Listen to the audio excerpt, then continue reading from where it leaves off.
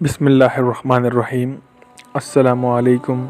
Daily Islamic information میں آپ سب کو خوش آمدید کہتا ہوں۔ صحیح بخاری کی حدیث ہے، والیوم 1 بک 3 چیپٹر نمبر 36 حدیث نمبر 103۔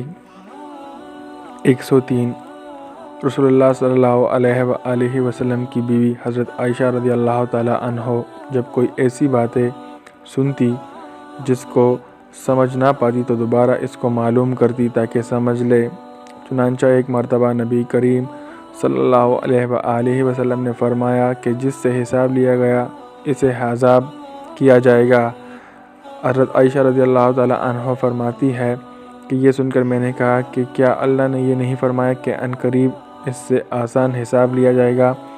رسول اللہ صلی اللہ علیہ وآلہ وسلم نے فرمایا کہ یہ صرف اللہ کے دربار میں پیشی کا ذکر ہے، لیکن جس کے حساب میں جانچ پڑتال کی گئی سمجھو وہ غارت ہو گیا۔ شکریہ۔